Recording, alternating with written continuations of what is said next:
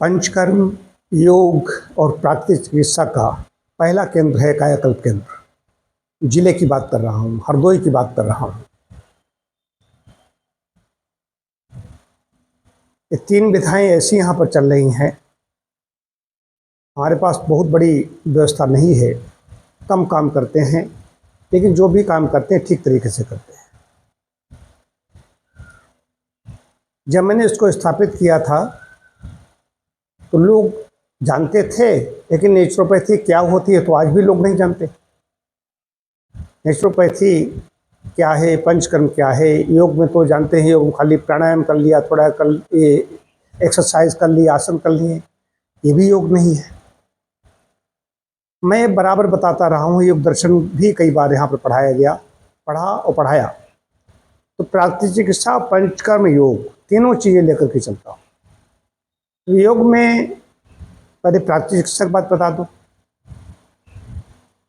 प्राकृतिक चिकित्सा जिन 5 तत्वों से शरीर का निर्माण हुआ है, उन्हीं से उपचार है। प्राकृतिक चिकित्सा का मानना है, नेचुरोपैथी का मानना है, जिन तत्वों से शरीर का निर्माण हुआ है उन्हीं के समुचित प्रयोग से हम इसको फिर से नया कर देते हैं। नया कर देना ही कायाकल्प है। कायाकल्प शब्द का मतलब है रिजुवनेट, नया कर देना, नया बना देना, शरीर को नया कर देना। पंचकर्म जैसा 5 कर्म से होता है, 5 प्रकार के ऐसे कर्म हैं, उनसे डिटॉक्सिफिकेशन किया जाता है, उनसे संशोधन किया जाता है। ये तीनों ही संशोधन में हम काम लेते हैं। योग बड़ी चीज़ है, लेकिन उसमें षटकर्म भी हैं। योग दर्शन में षटकर्म नहीं है। अभी मैं आ रहा हूँ क्रमशः। तो प्राकृतिक चिकित्सा में भी संशोधन है।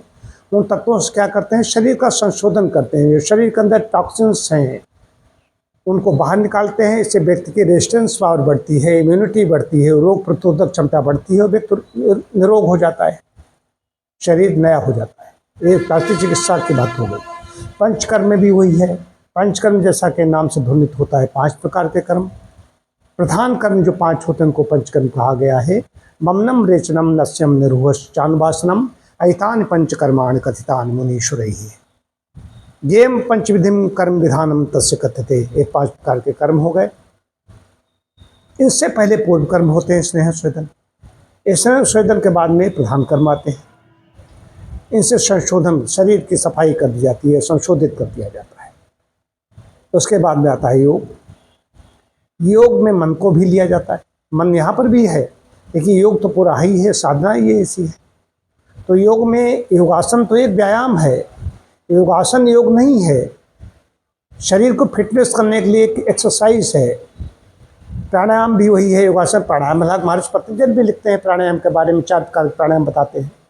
देखिए महर्षि पतंजलि वैसा नहीं लिखते हैं अनुलोम विलोम करो, या भस्त्रिका करो, या कपालभाति करो, ऐसा कहीं कुछ नहीं है। ये अलग विधा हो जाती है, ये षटकर्म में वो चीज़ें आ जाती हैं। लेकिन योग दर्शन कंप्लीट है। जो इन नियमों का पालन करेगा तो समाधि को प्राप्त करा देते हैं, रोगों से मुक्ति छोड़िए। जो इस यम नियमों का पालन करेगा तो सत्वगुण की वृद्धि होती चली जाती है, रोग दूर खड़े रहते हैं। तो तभी तो जब यम नियमों का पालन करेगा तो आदमी दीर्घ काल तक आसन बैठ सकेगा। दीर्घ काल तक आसन वही बैठ सकेगा जिसने आसनों को सिद्ध किया है, या जिसने इसका शरीर फिट है, जो स्वस्थ है। तो 3 विधाएं चला रहा हूँ। ये बताना था कि सबसे पहला केंद्र है और बड़ी प्रामाणिकता से काम होता है। प्रामाणिकता इतनी है कि यहाँ पर हमारे जितने कैंडिडेट हैं वो सब हवन किए हुए होते हैं। हवन किए हुए हाथों से उपचार किया जाता है। तो परमात्मा की कृपा से मैं तो समझता हूँ, मैं क्या हूँ, सामान्य चिकित्सक हूँ। बड़े बड़े चिकित्सक जो काम नहीं कर पाते हैं, परमात्मा जो चिकित्सकों का चिकित्सक है, परमात्मा वो तो हवन किए हुए हाथों से थोड़ा बहुत यश मिल जाता है, उसकी परमात्मा की कृपा से मुझे भी। और उस रोगी होता है, चिकित्सार्थी होता है, उस पर भी परमात्मा कृपा हो जाती है, वो भी ठीक हो जाता है। जटिल के ऐसे कहाँ तक उदाहरण दें। विज्ञापन करने की आदत नहीं है मेरी। विज्ञापन करूँ, मैं अपने बोर्ड लगाऊँ कहीं पर भी, मैं ऐसा नहीं करता हूँ। अब मैं जहाँ बैठा हूँ वहाँ पर तो मैं थोड़ा करूँगा ही, वहाँ पर तो अलग चीज़ है। लेकिन बाहर विज्ञापन करूँ, प्रचारित करूँ, ऐसा कुछ नहीं। सीधी सी बात, हमारे पास जो चिकित्सार्थी आते हैं वो भी माउथ पब्लिसिटी उनकी होती है। जो कहते हैं भैया वहाँ चले जाओ, कहीं नहीं ठीक हो रहा तो वहाँ चले जाओ, वही लोग आते हैं। और जो भी कम से कम मैं 4-5 घंटे में काम बंद कर देता हूँ। जब लोगों के संस्थान में देखता हूँ खुलते हैं सरकारी कार्यालय 10 बजे खुलते हैं, तो मैं 10 बजे मेरा काम बंद हो जाता है, 5 बजे मेरा कार्यक्रम शुरू हो जाता है। हालांकि मैं तो इस समय साधना में लगा हुआ हूँ, तो हमारे सहायक हैं, हमारे जूनियर हैं, लोग काम देखते हैं। निदान में कर देता हूँ, निदान करके केस दे दिया, उसके बाद फिर ये लोग अपना काम करते रहते हैं। तो 5 बजे काम प्रारंभ हो जाता है कार्यक्रम, 10 बजे 10:30 बजे काम बंद हो जाता है। ये है यहाँ का सिस्टम।